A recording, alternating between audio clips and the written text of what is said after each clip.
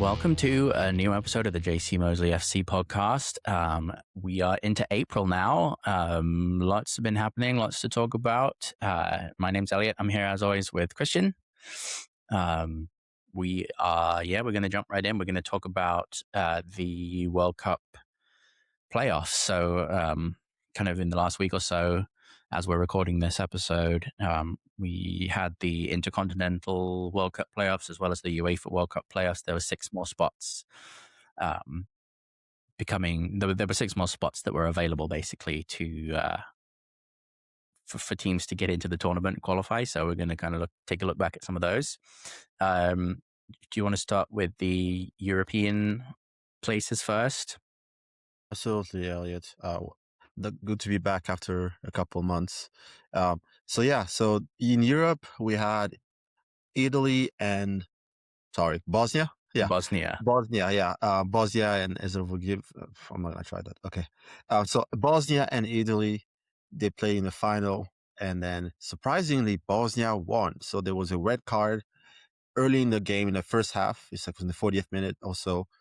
Red card by a defender, Italian defender. That was a terrible mistake. He was the last defender, and he just tried to recover the ball, and unfortunately he committed a foul. And then so it was and the thing is that Italy was already leading at that time, so it was 1-0. So it was until the 79th minute that Bosnia equalized, and it went all the way to the PKs, and then lost there. That is just so sad for Italy because, when I grew up watching Italy, they're always good. They won in 2006. I think 2006 was the World Cup that I remember the most because I was 10 at that time. So I just remember it very well. And I remember how good they were back in the day. And it's crazy how they've fallen so far. And this is the 3rd time in a row they don't qualify for the World Cup.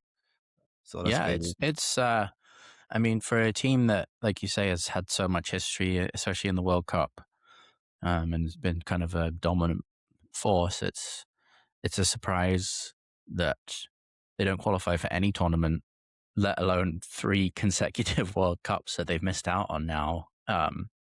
It's strange, really. I mean, what do you think is the reason for them just struggling at the World Cup in the qualifying?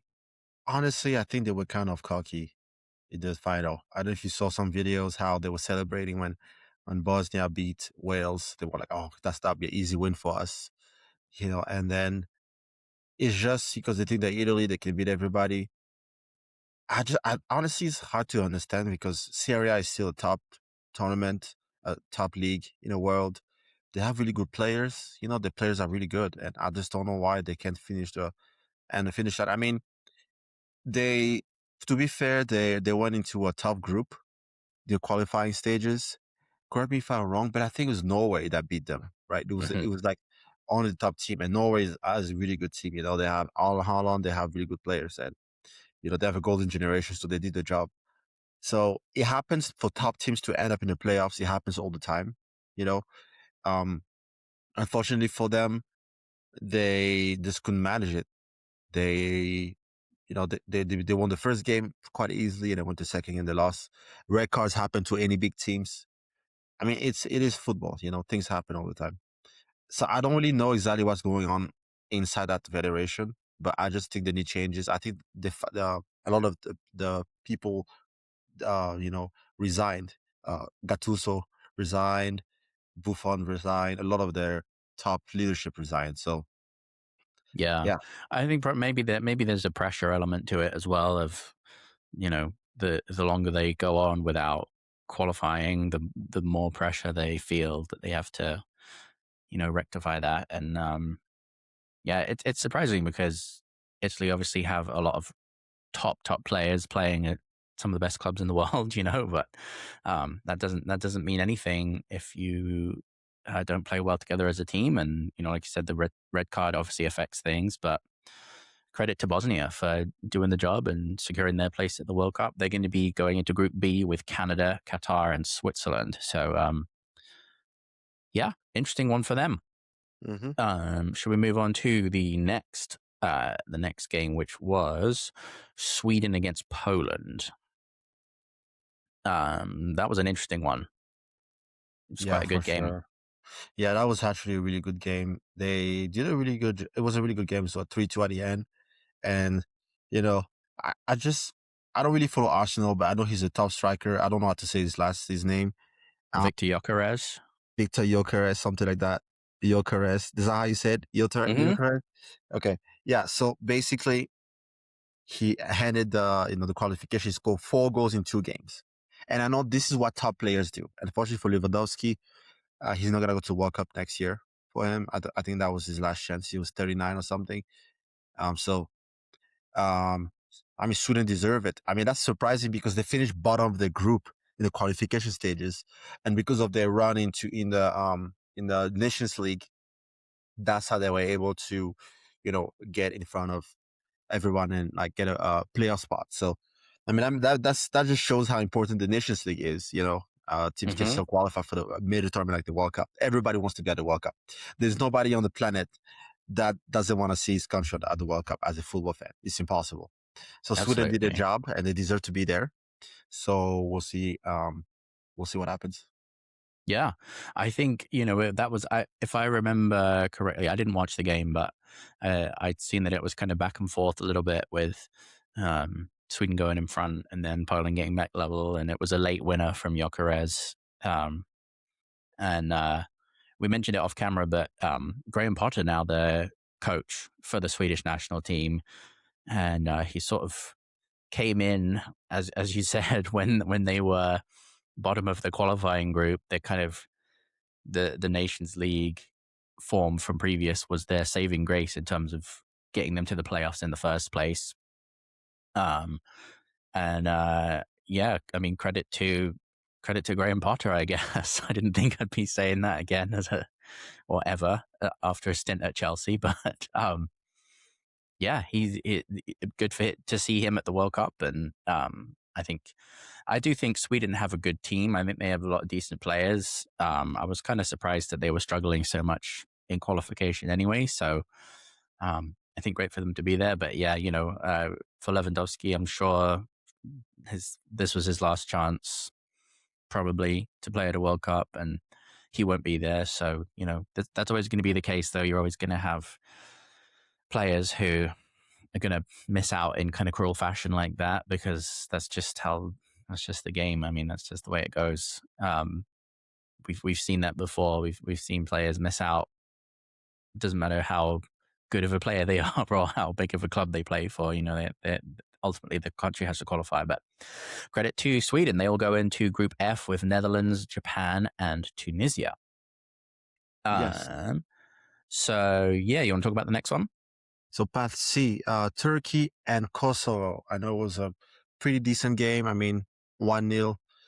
They won. Turkey. It's not Turkey anymore, apparently. We're supposed to say Turkey. Yeah. So I'm trying to respect it. To respect that. So it's the first qualification since 2002. I don't know if you remember 2002, they did an amazing run. And I believe they finished third of that. Yes, I think Third or so. fourth. I don't remember exactly. Third or fourth of that World Cup in 2002. I mean, credit to them. They qualified. They have a really good team. So I think everybody's going to be happy to see Turkey back again. And we'll see what happens. Yeah, absolutely. I think Turkey have some pretty good young players coming through as well. I mean, we've got Arda Güler, probably the most famous of them all at Real Madrid. They also have Kenan Yildiz, who I believe is at Juventus. They're kind of some up and coming younger players, and yeah, for them to qualify after what's that, 24-year wait. Like you said earlier, it's great for the country, great for the people. I'm sure they'll give a good showing. I think they'll be a team that's going to be tough to play against. I'm sure of that. So yeah, great for them. They enter into Group D with the United States, Paraguay, and Australia. So yeah, Czechia against Denmark. Had a little bit of an upset in that one. Czechia end up winning 3-1 on penalties. The game finished 2-2 after extra time. And yeah, Denmark again, another team that you would expect to be there at these big tournaments, but they failed to make it. Yeah, that's insane. I mean, that's the World Cup. That's why every time you play a World Cup game, qualifying game, you have to play it as a final. Because I even in Africa, Ivory Coast, like it was very close. We qualified on 23 points, and Gabon with 22 points, so it was 1 point behind. So imagine if one day the players were just like playing or whatever, they played a bad game, Gabon would have been the one going to the World Cup, and Ivory Coast would have been sitting at home again.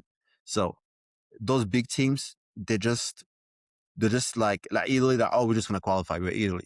We're just gonna win the games. We're gonna go by, and all like we already missed the World Cup twice in a row. There's no we're gonna miss 3 times in a row. We just have to play our game. We are Italy. We're gonna beat those teams, and then they go there. They don't really play that the best, and they lose. That's what Yeah. happens. So I mean, Yeah. that's what football is. Like if, it happens to you. That's what the big teams sometimes lose. You have like you gotta see Liverpool and Wolves. You know what I mean? Like Liverpool's gonna win statistically. Like this is possible, but Wolves ended up beating them. So that's just how football is. Yeah, exactly. And it's nice to see the upsets too. I think it is a bit surprising because Denmark do have a very strong team as well. But again, it just goes to show like the individual players. If you've got good individual players, that's one thing, but you have to play well as a team and really be up for it. And Czechia definitely were, and credit to them for taking it to penalties and taking that extra spot. They're going to go into that Group A with Mexico, South Korea, and South Africa. So it'd be interesting to see how they get along in that one. So that's the 4 European places. We have Czechia, Turkey, Sweden, and Bosnia. And then there were also 2 other games in the Intercontinental playoffs. The first one was DR Congo against Jamaica. Yeah, that one went all the way to 120 minutes. It went to extra time. And then Congo got the 10th African spot, which is great for Africa. I'm very happy that Africa has 10 countries. That's about 20% of the teams at the World Cup will be African teams. That's something very new. We only used to have 5 spots out of 32. So you have 10 spots out of 48 is a big deal for us. So I'm very excited to see that. I was very happy that Congo qualified. And I think Congo is going to be surprising a lot of people. And, as the last African team that qualified, I really feel like African football has been disrespected for far too long. You know what I mean? I really think, honestly, and I might be biased, but I really think if you look at the talent, not the organization level or anything, if you just look at the talent, the pure talent, I think Europe, then South America, then it's Africa. That's how I see. That's basically what I see because CONCACAF, sure, they have the US and Mexico, but other than that, I really don't see anything else. And you have Asia, great teams. But I mean, like, now we have Senegal, we have Morocco, we have Ivory Coast, it's just Nigeria. I really hope that this World Cup, hopefully all of the Africans will go to the next round, or at least we're going to have like a quarterfinal. We're going to have like 2 African teams. I think this will just show to the world that, Africa is really getting there. And I hope so. That's what's going to happen.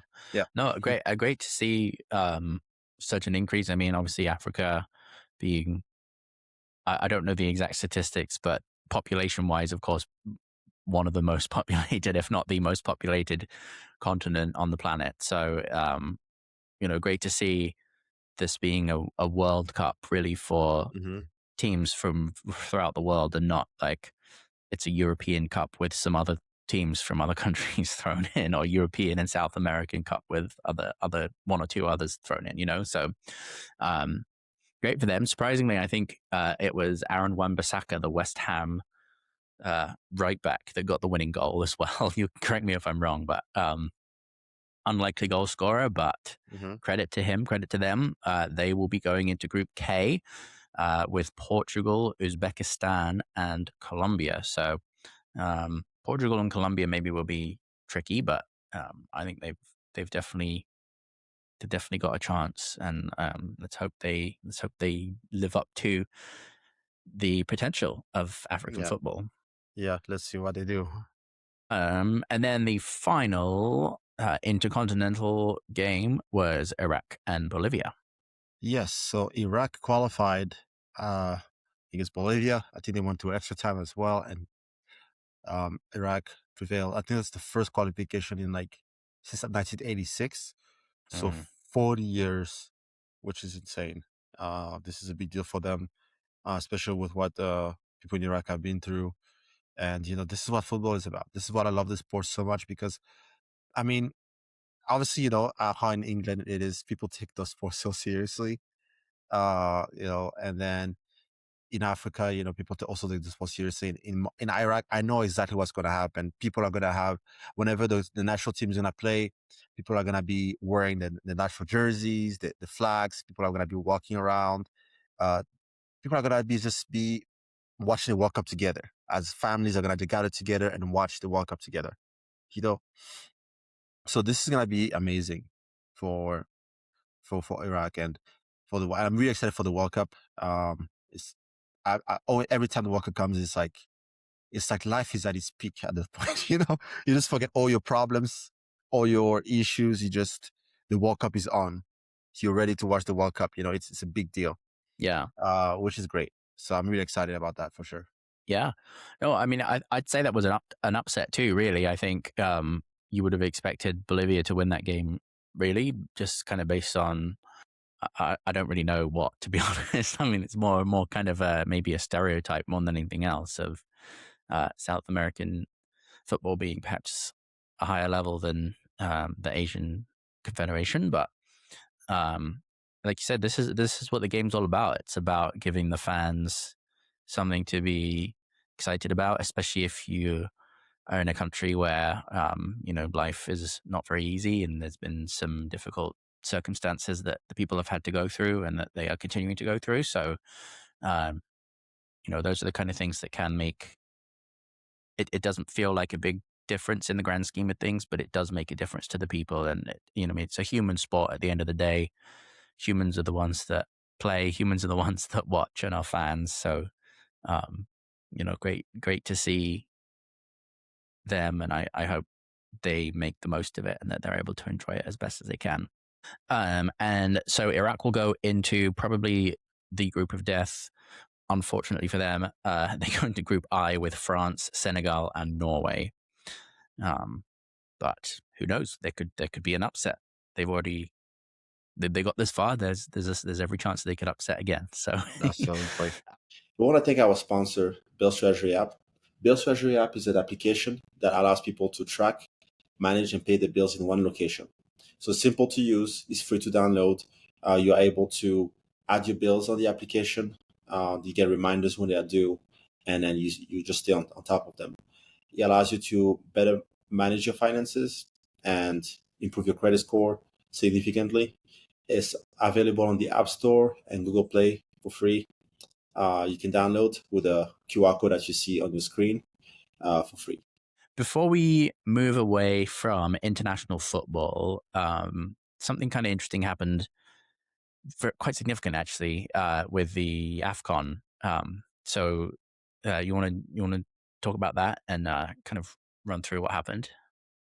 Yeah. So basically, because of everything that happened, and I want to do a quick recap. So um, it was 0-0 until the 90th-ish minute, and then the penalty was awarded to Morocco. And the Senegalese players thought it wasn't fair because there was a goal that was disallowed a few minutes earlier that was really questionable, and the referee went to the VAR and saw that awarded the penalty. So Senegalese players left the field for 15 minutes, and it eventually came back. Brahim Diaz missed the penalty and went to extra time, and Senegal eventually won it in extra time, 1-0. So this is what happened. And because of that, the Moroccan FA filed, an appeal to the CAF.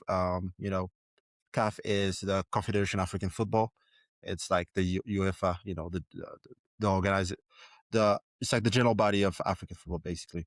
So because of what happened, they overturned the results.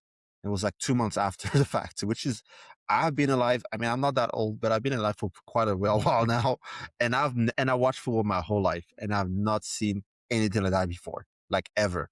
Maybe for lower leagues, but for major tournament like that, overturning a tournament like that, it was a crazy thing to do. Yeah, So I mean, basically, right now, technically, Morocco on paper are the champions of Africa right now, even though the trophies, the medals are with Senegalese players, with Senegal in Senegal. It's in Senegal. So what happened is that Senegal filed another appeal to TAS. I think it's like an organization that look into the decisions like that and try to decide. So basically, CAF decided to just abide by what TAS will decide.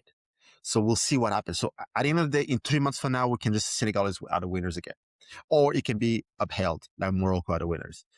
Because what the Senegalese Federation is saying is that even though all of this happened, the referee decided to continue the game.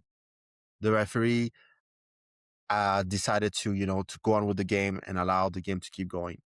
So yeah, that's what happened basically. So, but I think that's really crazy. What do you yeah. think, Well, Elliot? I mean, it's crazy for the big. This is the pinnacle of African football, the biggest tournament in the Confederation. Um, I'm very surprised that that decision was even made. I mean, for all that we've talked about and all that we've seen other people talk about for what happened during the game itself, some very questionable refereeing decisions. I'm not a fan of Senegal walking off the pitch in protest. But at the end of the day, like you said, the referee continued the game. At that point, if Morocco didn't want to continue the game, they had the option to do the same, walk off the pitch, and kind of refuse to play out the match. And I don't know. At the end of the day, it's a tough one because you can understand from a Morocco standpoint why they feel a little hard done by, but at the same time, Senegal were the better team in the game overall. I think they were deserved winners, really, in the end. It's just making a circus out of it, really, in the end, which is not what you want because, like we were talking about earlier, that I think African football its stock has risen a lot. And I think this AFCON was a really, really good tournament overall. And now it's unfortunate that this is what is kind of going to dominate the narrative around this tournament rather than the level of football and the quality of the games. It's going to be about this kind of after the fact decision making and arbitration and filing appeals against things like that. It just kind of takes away from the spirit of the game, I guess. And it's unfortunate for Morocco, but if it was up to me, I'd kind of say, you know what, the game continued. You missed the penalty. Like, they had the chance to win it. Brahim Diaz missed the penalty, so like you can't appeal against anyone for that. Like he just missed it, So I don't know. We'll have to see what happens, and we'll make sure to update everyone when we find out what the final verdict is. But yeah, very, very interesting. Absolutely. Yeah, it's just gonna be exciting to see what happens, really. But yeah, we'll see. But anyways, we're gonna move on to other things. Yes, we'll take a quick break, and then when we come back, we're going to take a look at the Champions League. Yep, Champions League.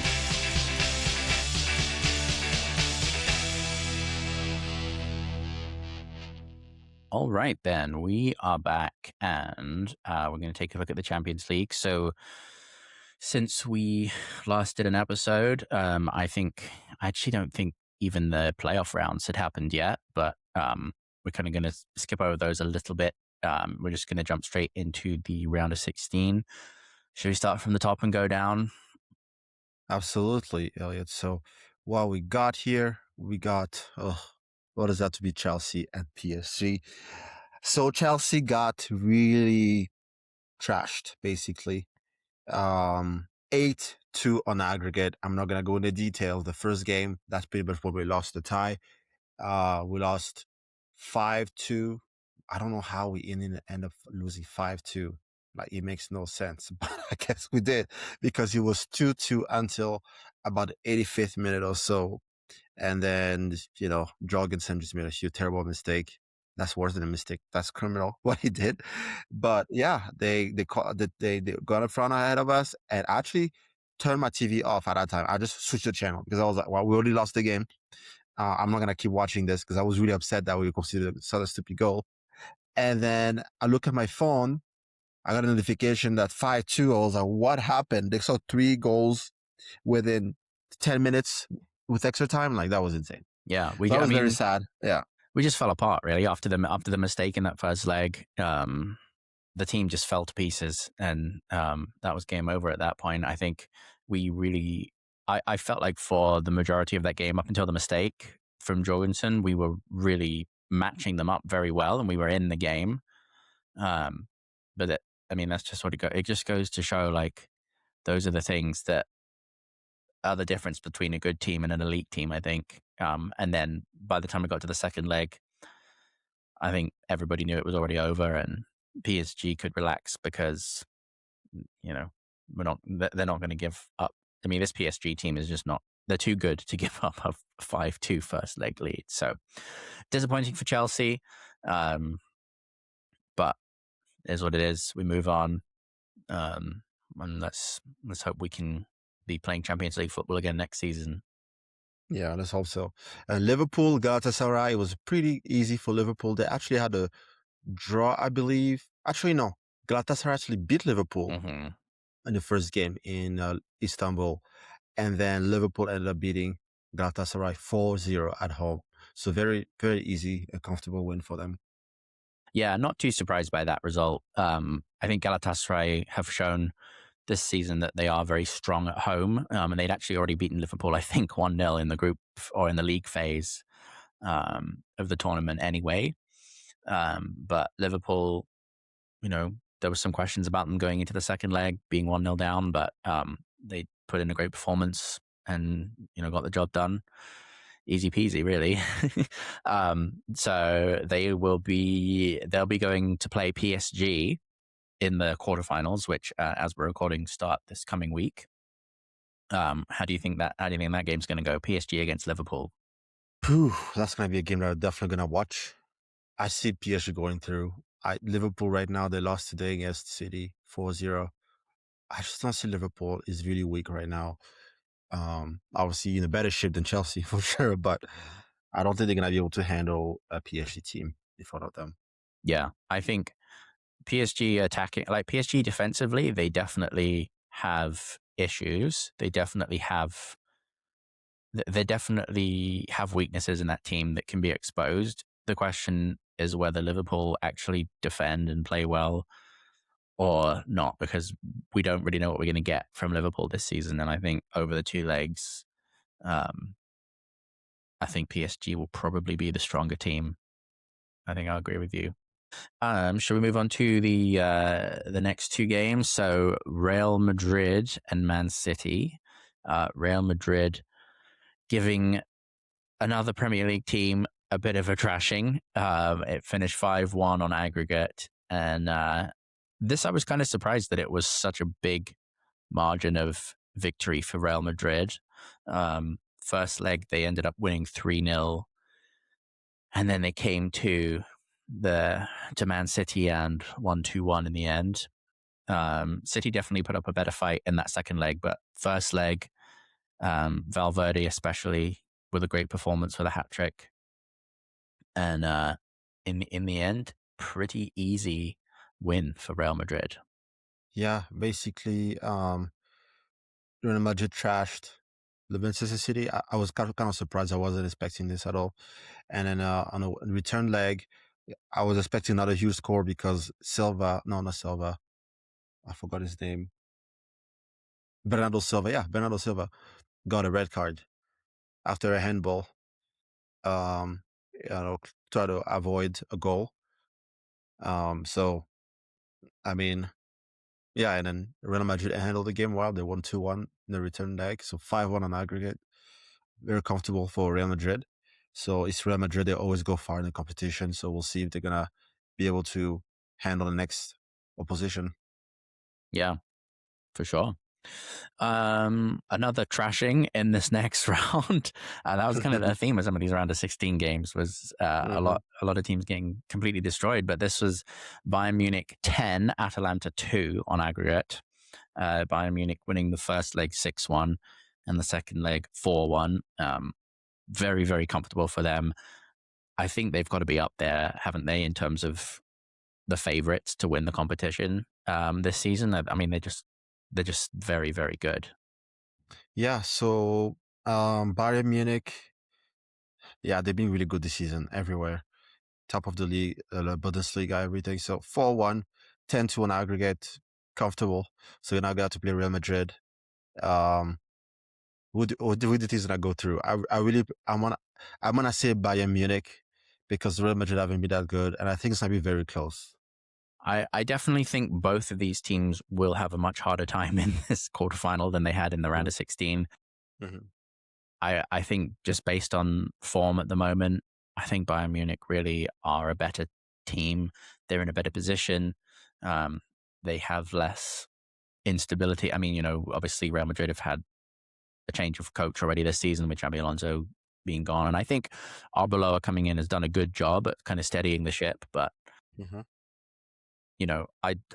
be honest, I don't see anything other than Bayern winning this over the two legs. I think they're just so strong in all areas of the pitch. And I think, even the great Real Madrid, I mean, we've seen them pull off these big upsets in the Champions League too, even when they are struggling. So, I'm never going to write them off completely. I do, like you said, I think it will be a much closer game on aggregate overall than what those two teams had in the round of 16. But I think ultimately Bayern will progress.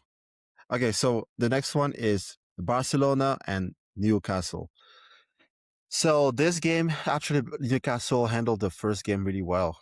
I think it was 2-2 in the first round. I think it finished 1-1. 1-1. Okay, 1-1 in the first round. And then obviously the thrashing in Barcelona. And I believe the game ended up 7-2, which is insane. 7-2. I mean, I can't really talk because Chelsea got thrashed too. So 7-2, Barcelona and Newcastle. I mean, the theme is teams getting trashed, and a lot of the time it's the Premier League teams being trashed. It's not really been a great round of 16 for the Premier League teams. I don't know what happened. All of them went through 5 out of 16, I believe, were Prem teams, and only 2 of them got out of there, so which is insane. Yeah. I was expecting at least 3 or 4, but oh well. Yeah. But again, Barcelona very strong, good attack. I think they'll be up there for favorites too. And then the other one in that kind of section of the bracket is Tottenham and Atletico Madrid. Atletico Madrid ended up winning 7-5 on aggregate in the end, despite Tottenham actually winning their only game under Igor Tudor, the manager who has now left. They won 3-2 at the Tottenham Hotspur Stadium, but it was not enough as Atletico beat them 5-2 in the opening leg as well. Yeah. Not really sure what more we can say about Tottenham. They're kind of a mess right now. Atletico Madrid, move on. I mean, no surprises really. I mean, they won the second leg, which is insane, which is a good thing. I mean, obviously they're not going to be in any competition next year because they're fighting for promotion right now. Oh, did you see how they hired Zerbi? Zerbi? That's crazy. That's a really good appointment. Yeah, we'll see if it's enough to keep them up in the league, and I guess we can talk about that a little bit more later. But no, I'm not surprised that Atletico Madrid won out in the end there. I think I'm more surprised that they didn't do better in that second leg, in all honesty. But we have an all La Liga tie in the quarterfinal, Barcelona against Atletico Madrid. We've already had kind of one or two interesting games against each other this season. How do you see that one going? I think I'm going to go for the upset here. I think I'm going to say Atleti goes through. Barcelona have been kind of inconsistent this year. I know they've been kind of consistent in the Liga, but the Champions League, they've been like good sometimes and bad sometimes. Obviously, that's why Chelsea beat them 3-0 at the Bridge. back in October or November. So I really think that Barcelona have a really good chance of winning it. But I think Atleti, I would pick Atleti over them. Yeah. Cool. I think Barcelona probably will win just because their attack is stronger, and Atleti seem to be pretty bad away from home. Um, but we'll see how it plays out. The next one, Sporting and Bodo Glimt. Unfortunately, the Bodo Glimt fairy tale is over. It's insane. How did that even happen? Yeah, I would never would have you know, predicted this. It was 3-0. They won 3-0, and then they ended up losing 5-3. It makes no sense, but that's what football is, I guess. yeah. It's I was rooting for them to win. I mean, I think they've been great so far in the tournament. They've knocked out Inter, they beat Man City, they beat Atletico as well, I think. And they won the first leg 3-0, but that's this level, the Champions League. Sporting have that experience. Bodo Glimt don't necessarily, and credit to Sporting for getting the job done in the end. But I think Bodo Glimt can be very, very proud and happy of how well they've done in their first ever Champions League campaign, getting to the round of 16. Nobody would have expected them to even qualify for the playoffs at all, let alone the round of 16. So I think great run for them, great for their fans, and let's hope we see them back again next That's season. right. And then the final game of the round of 16 was Arsenal against Bayer Leverkusen. Arsenal ended up winning 3-1 on aggregate, finished 1-1 in the first leg in Leverkusen, and then Arsenal won 2-0 at the Emirates in the second leg. Not really any surprises there either, to be honest with you. I think out of all the English teams, they probably had that was probably the one that we thought they were gonna win. Leverkusen have been through their struggles as well this season and in the last year or so since Alonso left. So I'm not too surprised about that. What do you think? Yeah, I think Arsenal have been a solid team, obviously, all year in the Prem and in the Champions League.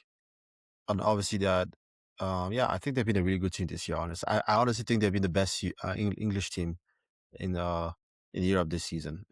And I'm saying that as a Chelsea fan. I'm trying to be as neutral as possible, but you have to say credit when it's due. And I think that they've done a really good job.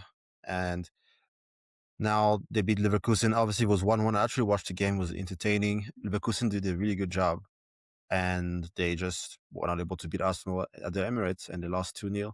So now it's going to be Sporting and Arsenal. I want to say Arsenal goes to the semifinal again. Now it's going to be back-to-back semifinal for them. Good for them. Um, but yeah, we'll see. We'll see what happens. But Elliot, I don't think we're going to have another episode until pretty much the end of the season. So where do you see those, the bracket that we have in front of us? Yeah. What do you see go? Honestly, I think so. If we go back to PSG Liverpool, I think PSG are going to win that first leg, and I think Bayern will beat Real. Oh, sorry, not that first leg, that first tie, and then I think Bayern will beat Real Madrid overall. So that will be a PSG against Bayern final, and I think Bayern probably will do it again over the two legs. I think this could be Bayern's year. Honestly, I see them getting to the final. I do see Barcelona beating Atletico Madrid and Arsenal beating Sporting as well. That would put those two up against each other in the other semi-final. And this is Arsenal we're talking about, and I'm biased, and I'm going to admit that I'm biased, but I don't want to see Arsenal get to Champions League finals, so I'm gonna go for Barcelona to play them in the semis and Barcelona Bayern Munich final, which I think will be a really interesting one. Yeah, I actually think we're gonna have Arsenal and Bayern Munich, and I think Bayern Munich is gonna win. Yeah, and I'm trying to be as neutral as possible. I just think Bayern is really good this season, and Harry Kane against Arsenal, he's not gonna let Arsenal win the Champions League before Tottenham. He's not gonna be okay with that. So I really think that's what I see. I see a Bayern Munich Arsenal in the final, and I think Bayern Munich will win the whole thing. Yeah, I think I agree with you on that for sure. That this is Bayern's year. I hope they can get it done. I mean, Yeah, anyone but Arsenal at this point. But Exactly. We want anyone but Arsenal. I'm doing less than you to try and hide my bias, Yeah. but Yeah. this is how it goes, man. Should we look at the Europa League while we are Yes. talking about the European competitions? Absolutely. So we're gonna go a quick rundown for the Europa League. So we had Braga and Verentsarvo. Sorry, I don't know how to say that, but it was Braga and Real Betis that ended up going into the quarterfinal. And then we have Freiburg and Genk and Lyon and Celta, and we have a Celta, Freiburg in the quarterfinals. Yeah, which a couple. I'd say really that's the upset there. Celta beating Lyon. I think Lyon are a pretty good team, but Lyon unable to get the job done in the round of 16. That'd be a good matchup. Yeah, looking forward to seeing how those games go. Mm-hmm. So yeah, Porto, Stuttgart. I'm trying to still have the German accent. Sorry, I know it's terrible. And then we have a mid. That's all I'm gonna say. Mid and Nottingham Forest. So Porto and Nottingham Forest made it. Happy to have a Premier League team. Nottingham Forest actually. They won the Champions League twice, and people don't talk about that enough. They actually won the Champions League twice. So for them to be the Conference League, the Europa League is a big deal for them. Mm-hmm. So they are gonna be facing Porto. Wish them luck. Honestly, wish them luck to go as far as possible in the competition. Yeah, I think not only did they win it twice, they won it back to back. They won it 2 years in a row. So Yeah, I think that's not talked about enough. Yeah. They're a team with European history for sure. I think they'll struggle against Porto, to be quite honest, but I wish them well.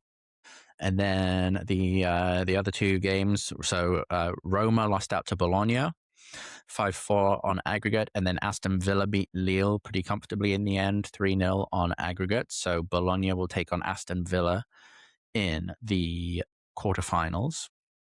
Another English team making it to the quarterfinals in the Europa League. All right, so we're gonna have another prediction, man. Who do you think is gonna go all the way? I'm gonna say Aston Villa. I just feel this is the year they have the coach that has won it a billion times with so many other teams. I don't even won it with Sevilla and Villarreal, and I really think this is Aston Villa's year. That's my opinion. What do you think, Yeah, Elliot? I think Aston Villa probably are the favourites at this point. I think but looking at the bracket, we would potentially have a Aston Villa against Porto semi-final, which I think would be a really, really close one. But like you said, I mean, Unai Emery, he's the specialist in this competition. I also think Aston Villa's league form has been struggling a bit. So, this competition may end up being their best chance at getting into the Champions League next season in the end, depending on how the rest of their games go. So I see them going all the way. I think on the other side of the bracket, probably Betis will be the other finalist. I see Aston Villa against Real Betis in the final, but Villa to take the trophy. That's my prediction. Yep. I'm glad we have the same prediction here. Should we take a look at the Conference League? Yes, the Conference League. And try and pronounce some of these teams' names. Hang on, I'm trying to get the bracket keyboard right now. The Conference League, we have a lot of Wi-Fi passwords, like people were saying when Chelsea was playing back in the day. We might end up in the Conference League again, which is kind of scary when you think about it. Imagine us watching games on Thursday. I mean, we're Chelsea fans. It doesn't matter where we play, we're going to follow, but it's going to be very shameful to go from Champions League to Conference League again. And yeah, we're going to be expected to win again. So, Shakhtar Donetsk and AZ Alkmaar are the ones that qualify for the quarterfinals after Shakhtar beat Lech Poznan 4-3 on aggregate, and then Sparta lost to AZ Alkmaar 6-1. What a thrashing. So, and yeah, that's the first two around 16 games. Yep, I don't really have any more to add on that. Looking at the other two, so we'll have Crystal Palace and Fiorentina in the other quarterfinal. Crystal Palace beat AEK 2-1 on aggregate, and Fiorentina beat Rakov 4-2 on aggregate. So that'll be an interesting matchup. I think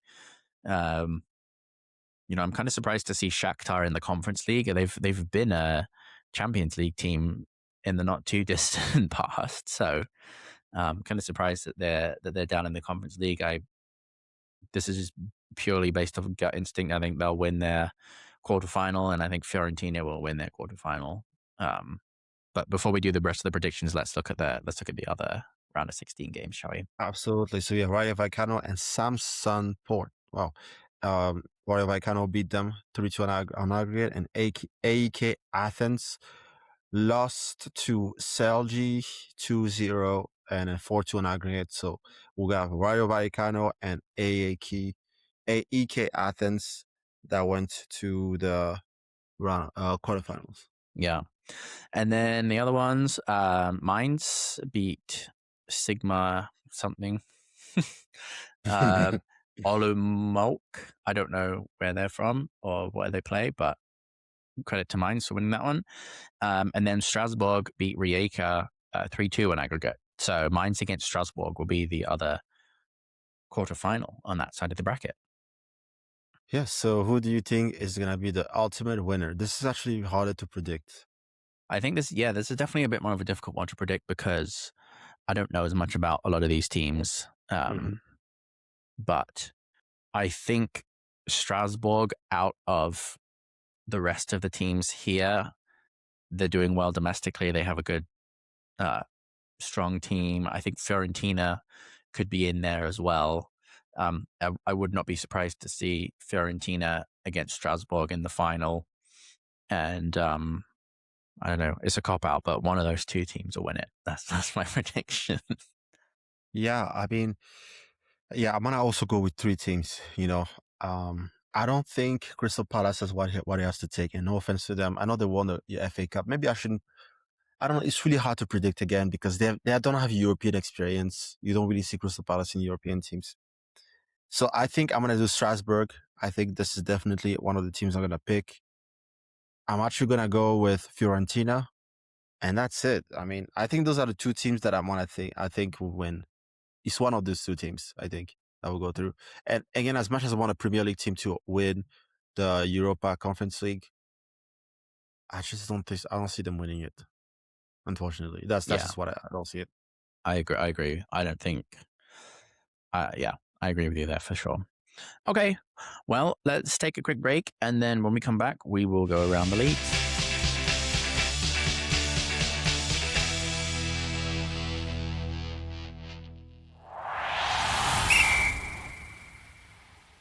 It is time to go around the leagues, and we'll start with the Premier League. Arsenal currently sitting at the top. Like we kind of referred to earlier, I think they've probably been the best English team in Europe, both domestically and in the European competitions at this point. They are currently 9 points clear of second place Man City, though they have played one more game than Man City. Still time for things to change, but at this point it looks like they're probably going to be champions. Yes. 9 points. I know they have a game in hand at this time. Again, it's recording it. We are April 4th. And wow, it looks like this is going to happen, man. That's sad. Unless they really slip. I mean, there's 7 games left. There's like 7 games left for them to play. So technically, City is still in the race. City has to win every single game going forward, and they're playing Chelsea next. So we can technically hand the Prem to Arsenal, because we have to desperately win our next game, because we're gonna end up in the Conference League if we keep doing this. That's so sad, man, to see Arsenal win. But I really predict that Arsenal is gonna win the Premier League this season. I mean, 22 years is a long time. Oh, did you see those tweets about how like there hasn't been no Arsenal's fan has ever tweeted we're Premier League champions? Yeah, because Twitter wasn't invented, or Twitter wasn't a thing the last time. Yeah. So that's kind of crazy for real. It's definitely been a long wait for them, and they've been nearly there the last few years. I think Man City have just not been very good. Liverpool have been surprisingly very, very bad this season. nobody else has really been at the same level that Arsenal have been at. Arsenal have been very consistent, and it looks like they're going to get the job done. So at the end of the day, you just have to hold your hand up and say, "Fair play, you've been the best team this season," and that's just that's how it is. I just know that we won't hear the end of it from Arsenal fans about how they're the best Premier League team in history and how Declan Rice is the best midfielder in history and all of this kind of stuff. And Gyökeres is the best striker in Premier League history. And I know these are the kind of things that we hear. But yeah, Man United, I think looking at that top half of the table, they're another team that really kind of turned their form around under Michael Carrick since they got rid of Ruben Amorim. They're up to third. Doing very well. Aston Villa also still hanging on to a place in the top four, partly because Liverpool and Chelsea are so bad at the moment in recent weeks. Yeah, Liverpool. I mean, I'm very surprised with all the money that they spent and the fact that they pretty much walked their way to the Premier League title last year. I'm surprised at how bad they've been, really. I know there's calls among their fan base that they want Arne Slot to leave and to be fired, which I can totally understand that based on how they've been performing in other competitions. Yeah, Chelsea, we're just too inconsistent, I think, is a big problem. I know you and I could probably sit here and lament all the different things that we don't like about the ownership and about the recruitment model and about this, that, and the other. I think we're definitely still in the race for Champions League. I mean, I do think the top 5 teams in England this year are very likely to get Champions League football next season. We're 1 point behind Liverpool. So there's still a possibility that we could get there, but it's not looking good. It's just inconsistency. I think we're just going to have to about me is that how I see when things happen, that I just expect kind of the worst situation, and not because I'm like skeptical or anything, but I'm just being realistic here. I just don't think we're going to be top 4. I think our best bet is top 5. Like we are 6 points behind Aston Villa, and there's 7 games left. So Aston Villa has to win, lose. Let me see the goal difference as well. Okay, we have a better goal difference, but so basically Aston Villa has to win 5 games for them to stay ahead of us. Assuming that we lose, we win all the rest of our games, right? They have to win. All they have to do is win 5 more games, and they're gonna go through. You know what I mean? Yeah. And it's probably possible. And us, we have to win. We literally have to win all our games. Basically, we can lose. We can only afford to. Maybe we lose 2 games too. It just depends. But it's still possible. We can technically end up top 4, even top 3. But this is what I'm predicting: Arsenal, City, United, Aston Villa, Liverpool, Chelsea. That, unfortunately, I'm just being realistic here. I just don't see us finishing top 6. I think when I play the Europa League next season, man, and it's gonna be sad, but I think so too. And like you, I'm kind of preparing myself for that mentally, at least. Yeah, absolutely. For another Europa League campaign next season. Looking at the bottom half of the table, the big question is: are Tottenham going to get relegated? Apparently, Chelsea could relegate Tottenham, which will be extremely funny. I think because of the new appointment, I really think Zerbi is going to do what it takes to get them to the finish line. I think it was actually a really good thing to do, to get a really top coach like that. He has Premier League experience, and he was actually doing a pretty good job at Marseille. Unfortunately, it didn't work out for them, but it was actually like Marseille finished second to get two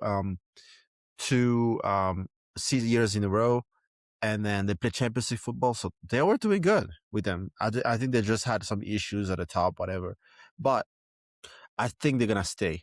And surprisingly, I really see West Ham going down. West Ham, Burnley, and Wolves. Definitely Burnley and Wolves. They're already pretty much done.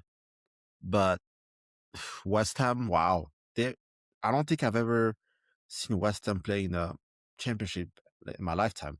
I think they've always been in the top. I mean, I could be wrong too. Yeah, probably I'm wrong. I'm probably wrong. It's been a long time. I mean, I think late 2000s, maybe. I don't know. I'd have to look to be sure. I know that I know that there was a period of time where they were down in the Championship for a little bit, but they've been a constant in the Premier League for a long time at this point, and having just won the Europa Conference League a couple of years ago. I mean, it's not that long ago that they won the Conference League. We're playing pretty regular European football. To go from that to potential what looks like could be relegation is, it's sad for them and for their fan base. But again, that's just the reality. I think I agree with you about Tottenham. I think it would objectively be kind of funny for them to get relegated, but I don't think it's actually going to happen. Especially, I think that I would have felt differently if they hadn't have parted ways with Igor Tudor, the previous manager, and brought De Zerbi in. I think De Zerbi, there's still some questions to be answered, and it's late in the season. Is that going to be enough time for him to turn things around? I don't know, but I think that squad of players on paper is better than a relegation team. I don't see them going down, but it's possible that they could finish 17th 2 seasons in a row in the Premier League, which crazy, unthinkable, really. But yeah, that's the Premier League. Nothing much else really to talk about other than the fact that, which I keep bringing up every episode, Brentford keep proving my preseason prediction wrong. I said they were going to get relegated and they're in 7th, so I'll take the L on that one. Shall we move on to the next league? Yeah, we want to do the Bundesliga. Yes. So for the Bundesliga, Bayern Munich is definitely on their way to go win back-to-back championships. I think that they're definitely going to go through Harry Kane. That will be his 2nd or 3rd trophy. I don't know if you want anything in between. My goodness, 31 goals. 31 goals for Harry Kane. That is insane. Like, that's a lot of goals for one season. I think that he's probably going to be among the top scorers at the World Cup. I'm really excited about that to see. I very much hope so. From an England perspective. Yeah, I mean, Bayern just on fire. They've scored 100 goals in the Bundesliga this season in 28 games, which is absolutely ridiculous. They've only lost once all season. I mean, they just are the best. They're just the best team in Germany at the moment. Not really surprised by anything there at all. Dortmund in 2nd, Leipzig in 3rd, Leverkusen down in 6th. Other than that, I'm not sure there's really too many other surprises. Yeah, I think this is going to go how a lot of Bundesliga seasons have gone in the last couple of decades of Bayern are going to win quite comfortably. Yeah, and it helps when you have a player that scores 31 goals a season and the season's not even over yet. I mean, that's a big help. Yeah, that is right. Yeah. Should we look at La Liga? Yes, La Liga. Let's see. La Liga is actually insane because today, April 4th, not Germany. Real Madrid actually lost today, and they are 7 points behind. And actually, Barcelona won 2-1 against Atletico Madrid. So Barcelona have 7 points and there's 9 games left. So in order for 8 games left, sorry. And in order for them to lose the title, they're gonna have to lose 3 times because they have a way better goal difference than Real Madrid. They have to win 3. They have to lose 3 times, and Real Madrid have to win all the remaining games. So they've only lost 4 times this year, and Real Madrid lost 5 times. I really don't see this happening. I think the title is pretty much over. Even though Kylian Mbappe is the top scorer of the thing, I don't know what's going on at Real Madrid, but I really think it was a stupid decision to fire Alonso. I know things were not going well, but finish the season at least. Arbeloa showed up. I really don't see anything impressive from him better than Alonso. I think they were just expecting Alonso to just walk all over the league. And I heard, there was a lot of issues in the locker room between players like Kylian Mbappe, Vinicius, and he wasn't able to handle them. I think that's why he got fired, which is insane. He's a world-class coach. I heard he's going to go to Liverpool next. But What do you think, Elliot? Do you think the title is basically over? I think at this point it pretty much is. It's just been a very weird season for Real Madrid. They weren't even that bad really with Alonso in charge. I was very surprised that that decision even happened in the first place. But Barcelona have the momentum over the last couple of seasons. I think in terms of stability, you got a great team. I'm not too surprised. I think Villarreal continuing to be up there in the top four is very impressive. They've had a very, very impressive season. Obviously, they're still quite far behind Real Madrid and Barcelona, but doing very well. Atletico Madrid also finishing up that top four. And then, not too much else to say really on La Liga. I think, like you said, the title race is probably finished. La Liga, McDonald's.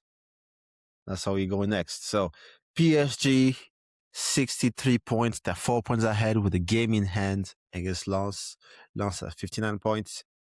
I just don't see anybody catching up to them. I think they're gonna win. They're gonna run away with it again. What do you think, Elliot? Yeah, I think there was a period of time where it was pretty close, and I think it's still at this stage of the season, it's still quite a bit closer than I would have expected. But PSG, they're just too strong. I think, Lens have had a great season, but I don't see PSG bottling it at this point. I think they're gonna win pretty comfortably. Good to see their neighbors Paris FC looking quite likely to stay up as well. Yeah, definitely gonna stay up after coming up from Ligue 2 last season. So, I don't know, not much more to say about that really. Should we do Serie A? Yes, Serie A. Let's see what's going on in Serie A. So Inter currently top of the table. They have a 6-point gap ahead of their city rivals Inter Milan. Another one that looks like it's probably about wrapped up, maybe not completely officially, but they still have 8 games to go in their league. But a 6-point gap with 8 games to go, I think Inter will probably see it out. AC Milan have been great though. They'll be back in the Champions League more than likely next season after missing out for a bit, so good for them. Napoli down in third. Como, managed by Cesc Fabregas, up in fourth currently. They're currently in line for a Champions League place next season, which is incredible considering they were in Serie B, I think, not that long ago. So incredible for them. Juventus and Roma, 5th and 6th. Atalanta have struggled a little bit more so this season. They're down in 7th. We were worried about Fiorentina for a little bit too. They were down in those relegation places, but they've managed to get themselves up to 15th, and they look like they're probably going to be safe at this point. I don't know. What are your thoughts? I think it's actually very, very good competitive, but I really think that Inter, they are 6 points ahead right now. I think they're gonna run away with it. And then Napoli is probably gonna get a Champions League spot. Milan too.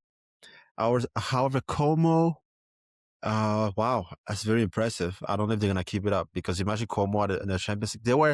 They were in Serie B last, so they're gonna end up being, top like that. That'll be insane.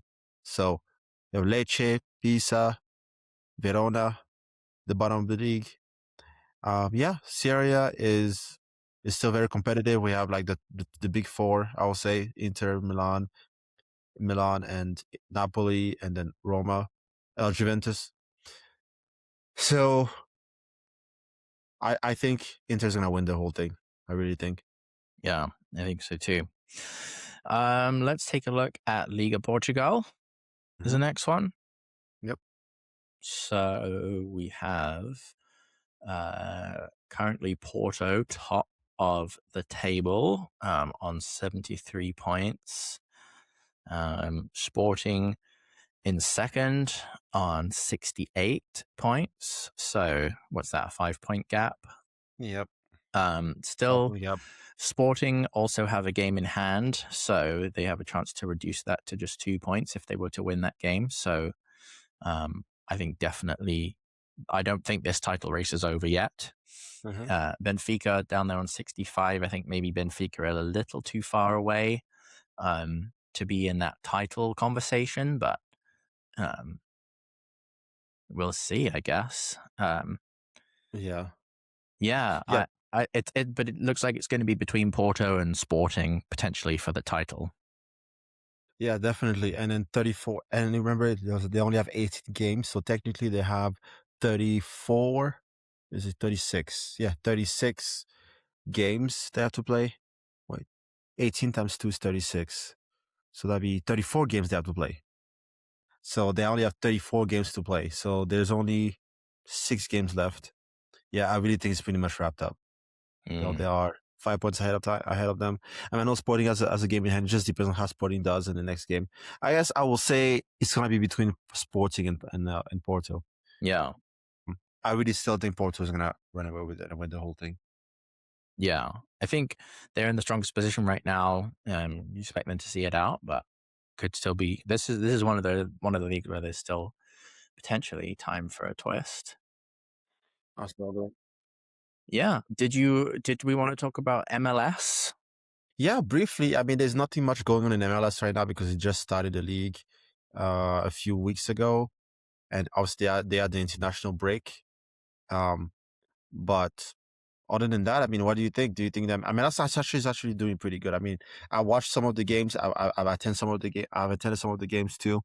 It's actually entertaining. I think we need to pay more attention to our domestic league. This is our league, in the US. So yeah, I haven't been to any of the games for the team where I'm at locally yet this season, but I do intend to get to a couple of different games.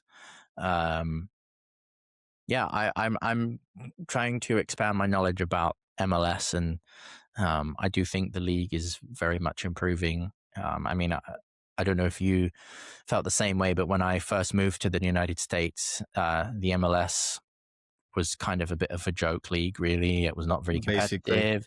It was kind of the reputation for it being a retirement league, and the level of quality just not being very good. But I think in the last maybe 3 to 5 years, maybe more than that, especially, the quality of the league and the investment in the league and the players that they're able to attract, it's just improved a lot. And I definitely am more interested in the league than I ever used to be. So yeah, the league has. I mean, have you watched? Did you watch the final last year I between didn't. Vancouver, and it was actually really entertaining. Yeah, it was very entertaining. They just showed me how MLS has grown. I agree with you. When I first in the US, it was in the early 2010s. This was just a joke, honestly. Nobody really cared. It was like, oh, it was a recreation or whatever. But that's actually very competitive. We have football or soccer proper stadiums now. Inter Miami like just inaugurated the stadium, and then we have a lot of really good teams. So I really think we should really to pay attention to that. So right now, as of now, April 4th, Nashville is top of the conference, Eastern Conference. And then on the Western Conference, we have LAFC. And Vancouver is actually third right now. So it's a very Yeah. exciting. I think, yeah. Yeah, It's really I good. mean, it's early, like you said, early days. There's just 5 games into the season, but looking forward to kind of seeing how it shapes up. And I think especially with the World Cup being hosted in the US and Canada, and Mexico as well, but obviously MLS being teams from the US and Canada, I think that's a good opportunity for them to drive interest in the sport because it definitely is growing here in the US. And yeah, I'm excited to see how it's going to go. Well, in that case, we are going to wrap it up there for today. Lots more to come, of course. Next time we will be kind of talking about the tail end of the season, we'll have a lot more clarity on title races and Champions League battles and all of that kind of stuff. And the closer we get to the summer, the closer we get to the World Cup. I think it's going to be there's still a lot more football to come before the end of the season. Absolutely. I'm really excited to see what's happened. So the next one, we're going to be talking about end of the season, have all the results, the champions and the Champions League winners, of course. And we're going to have the World Cup this summer. Very excited about the World Cup. Absolutely. Well, thank you everybody for listening. Take care, and we will see you next time. See you next time.